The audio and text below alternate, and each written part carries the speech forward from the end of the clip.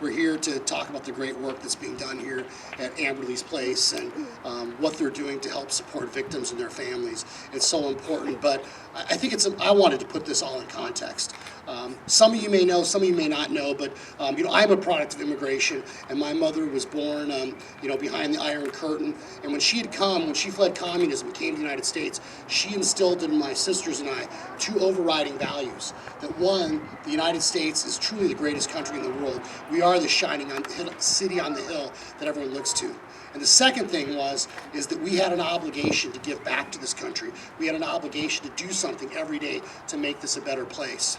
And I know at the beginning, John had introduced some folks from law enforcement, people that serve our communities. But I want to commend, and I wanted to come down here today to thank all of you that do something every day to support the work of Amberley's Place, or the people that are here that are doing something to make our community better.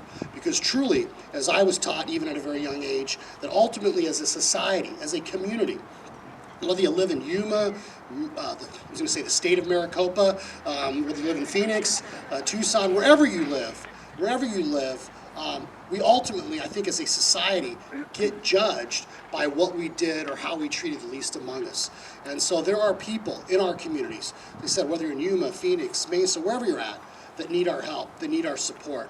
And I know that there are places in Phoenix, but you are so fortunate that folks like Diane and this center here are available to help strengthen and help build our communities. So I think it's really important. And I know that sometimes we get a little jaded with what's going on in the world today. You see these presidential debates between this person and that person.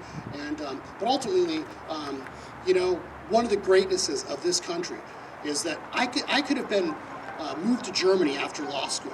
I could have lived there the rest of my life, but I'd never be a German. I could have taken a job in Poland a couple years ago and lived in Poland. I'd never be Polish. This truly what makes this country great is no matter who you are, where you come from, you can become and be an American. And part of that is making sure that you give back to the communities you're in, and that's what folks are doing here at Amberley Place. And so when people say they can't make a difference or they can't help, we can. Each one of us can make a difference in someone's lives. And I would urge you every day to ask yourself, every day when you wake up, what are you doing to make your place? What are you doing to make Yuma? What are you doing to make your community a better place? And I guess I just want to finish by giving a quick story or an anecdote. When President Kennedy was alive, he used to like to tell this story about an old man that was walking along the beach. And as he was walking along the beach, he saw a young boy picking up starfish along the beach and throwing them into the ocean.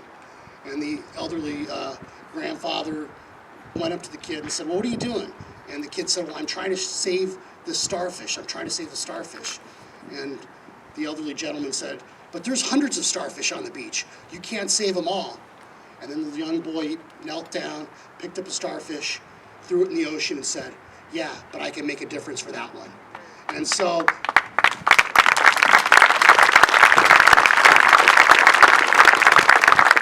as we go on in our lives today, our jobs, as we go through our communities, maybe go to Mr. G's or wherever to eat lunch today, you know where I'm going.